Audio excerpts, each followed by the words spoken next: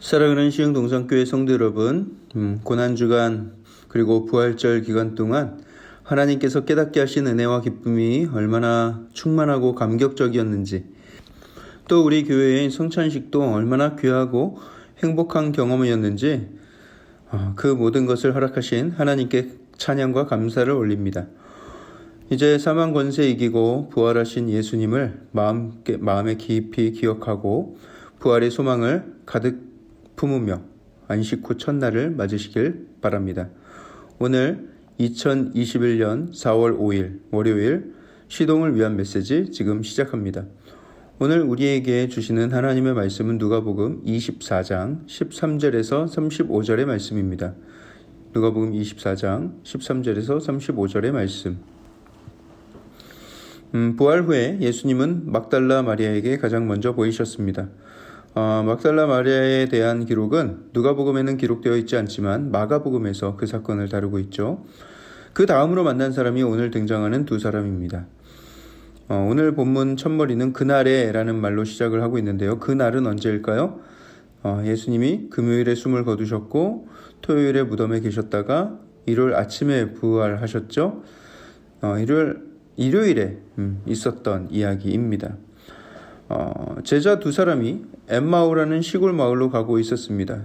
엠마오는 당시 예루살렘에서 약 11km 정도 떨어진 마을이었습니다. 11km면 걸어서 한 3시간 거리죠. 그들은 왜 엠마오로 가고 있는가? 그들은 예수님의 제자로서 계속해서 예수님을 따라다녔고 결국 예수님이 최후를 맞으신 그 예루살렘까지 따라갔었던 거예요. 하지만 이제는 예수님이 처형된 상황에서 모든 소망을 다 잃게 된 것입니다. 정치적인 구원도 없었고 그냥 예수님이 맥없이 끌려가서 사형을 당할 줄이야. 다른 제자들도 다 도망가고 예루살렘에 남아서 뭘 할 수 있었겠어요. 그냥 그 두 사람은 터덜터덜 낙향하는 것이죠. 가는 길에 지금까지 예수님과 함께 있었던 일들을 이야기를 합니다. 야, 너무 대단했던 분인데 어떻게 이렇게 허망하게 끝날 수가 있냐? 우리는 이제 무슨 소망으로 살아가지? 하면서 가고 있는데 예수님이 그들 사이에 쓱 나타나셨어요. 그들은 예수님인지 전혀 알아보질 못합니다. 예수님이 묻습니다. 지금 무슨 이야기를 그렇게 심각하게 하고 있습니까? 그러자 그 두 사람의 얼굴에 슬픈 빛을 띠면서 걸음을 멈추었습니다. 그 중에 글로바라는 사람이 예수님께 한심하다는 듯 이야기를 합니다. 아니, 당신은 예루살렘에 체류하면서도 어떻게 무슨 일이 있었는지 정말 모릅니까? 어떻게 그렇게 혼자만 모를 수가 있습니까? 하면서 나무라는 거예요. 예수님이 시치미를 뚝 떼면서 물으십니다. 그래요? 무슨 일인데요? 예수님도 참 짓궂은 면모가 있으셨어요. 그가 예루살렘에 있었던 모든 일들을 차근차근 설명합니다. 처형당하신 이야기, 무덤에서 시체가 사라진 거, 그리고 오늘 아침에 여인들이 찾아와서 알려준 거, 또 찾아가서 확인해 본 거, 다 이야기를 했어요. 예수님이 사라지고 없다. 우린 지금 너무 당황스럽다. 라고 이야기를 하는 거예요. 그때 예수님이 그 이야기를 듣고 너무 답답하셨는지 그들을 나무라십니다. 25절에 보면 미련하고 선지자들이 말한 모든 것을 마음에 더디 믿는 자들이여, 그리스도가 이런 고난을 받고 자기 영광에 들어가야 할 것이 아니냐 하시면서 그들에게 선지자들의 복음을 다시 자세히 설명을 해 주셨어요. 아직도 성경에 무지했던 이 두 제자들이 예수님께 그렇게 소그룹으로 특별 과외를 받는 거예요. 그러다 보니 어느덧 마을에 거의 도착을 해갑니다. 그들이 예수님께 청합니다. 선생님, 날이 저물어 가니 그냥 가지 마시고 우리 집에서 하룻밤이라도 유하고 가시죠 하면서 강권하여 청했습니다. 지금 예수님은 갈릴리로 가시던 길이었어요. 거기서 후에 11제자를 만날 계획을 가지고 계셨던 것이죠. 하지만 이 두 사람이 너무나도 강력하게 자기 집으로 끌고 가는 터라 그 집에서 하루를 유하기로 결정하십니다. 어차피 날도 저물었고요. 예수님이 그들의 집에 들어가서 같이 저녁을 드실 때에 떡을 가지고 축사하시고 그들에게 떼어 주셨습니다. 그 떡을 먹고 그들의 눈이 밝아졌습니다. 단지 떡을 먹어서 배불러서 밝아진 것이겠습니까? 당이 들어갔기 때문에 예, 그렇게 생각하는 분들은 한 분도 안 계시겠죠? 예수님의 살과 피를 나누어 준 것입니다. 그러자 지금까지 함께 있었던 그분이 예수님이다라는 것을 알게 되었습니다.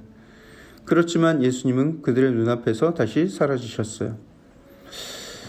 그들이 얼마나 놀랐겠습니까? 십자가에 달려 돌아가신 예수님이었고 분명히 그 돌아가신 걸 확인했었고 무덤에 들어갔다 사라졌던 그 예수님이 자기들과 함께 있었다니 이게 얼마나 놀랄만한 일이겠어요? 그런데 그 놀람도 잠시 예수님은 이내 사라져 버리신 것이죠.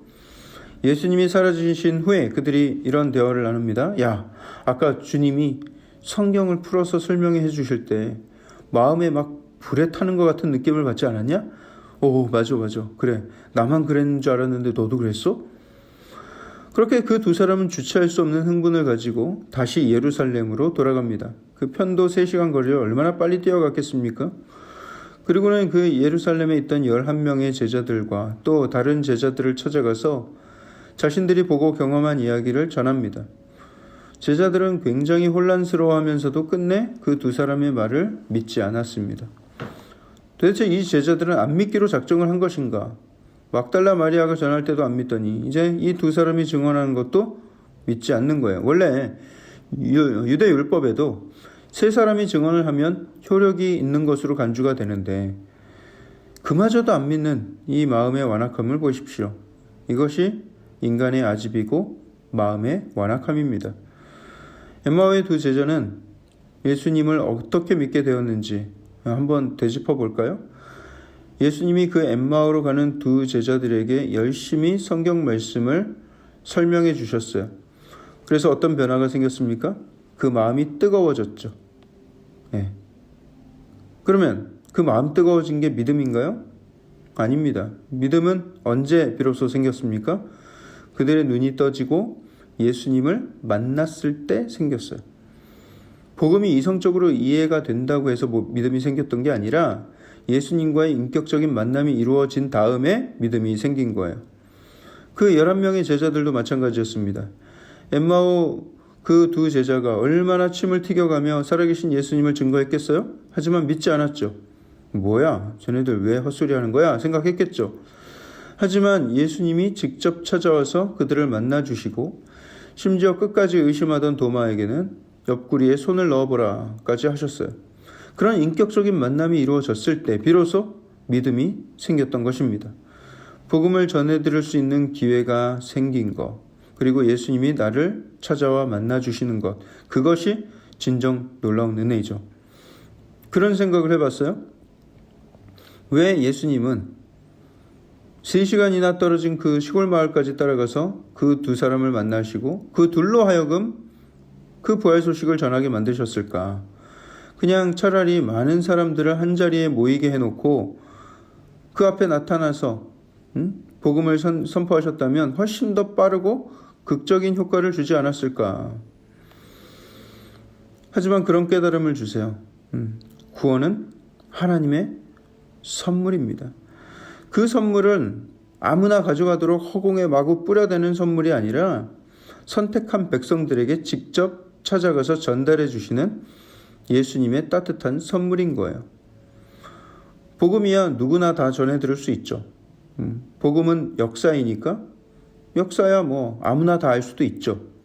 하지만 삶 속에서 예수님을 만나고 그분의 역사하심을 경험하게 되는 것이, 그래서 믿음이 생기는 것이 인생의 가장 큰 은혜이고 가장 큰 복임을 믿으시기 바랍니다.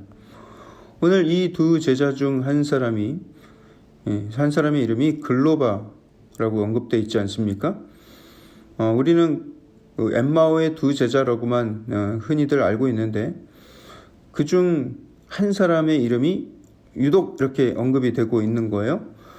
그래서 제가 분명히 이 글로바가 왜 이름이 언급되었을까, 어디 또 나오나 해서 찾아보니까 요한복음 19장 25절에 글로바라는 이름이 또 나오는데, 이 글로바가 등장하는 게 아니라 글로바의 아내 마리아가 등장합니다.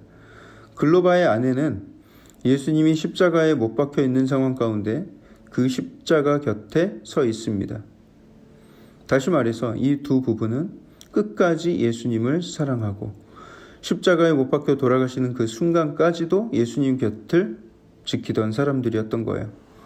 어쩌면 예수님이 막달라 마리아를 찾아가신 것이 우연이 아니듯이 엠마오로 가는 글로바를 일부러 찾아가 주신 것이 아닐까 생각을 하게 됩니다. 예수님을 사랑하되 끝까지 마음을 다하고 뜻을 다하고 목숨을 다해 사랑하는 그 사랑을 예수님께서는 너무나도 귀하게 여기시는구나 깨달을 수가 있겠죠. 그들은 다시 사신 예수님을 직접 보고 만진 몇 안 되는 사람 중에 하나가 되었습니다. 그것이 얼마나 큰 영광이고 큰 선물인지. 늘 매일같이 말씀을 사모하면서 시동을 위한 메시지 그리고 매일 기도의 삶을 힘쓰는 우리 시흥동산교회 성도님들의 삶에도 늘 예수님이 동행해 주시고 말씀해 주시고 그 살아 역사하심을 보여주시는 그 놀라운 은혜가 풍성하게 임하게 될 줄 믿습니다. 부활 후 이 첫날 하나님께서 우리에게 주신 이 새로운 소망을 가지고 이 새로운 한 주를 시작해 나가시길 주님의 이름으로 축복합니다. 사랑의 하나님, 은혜를 감사합니다. 우리에게 부활 소망을 주셨고 그 하나님의 크신 사랑을 우리 마음 가운데 또 소유하며 살게 하신 것을 감사를 드립니다. 글로바가 그랬듯 예수님을 늘 사모하고 예수님의 말씀에 귀 기울이며 또 예수님과 함께 동행하기를 소원하오니 주님 우리를 만나주시고 또 우리의 삶 속에서 하나님의 영광 위에 살게 하여 주시옵소서. 오늘 하루 소망으로 가득한 한 날 되길 소원합니다. 이 모든 말씀을 살아계신 예수 그리스도 이름으로 감사하며 기도합니다. 아멘.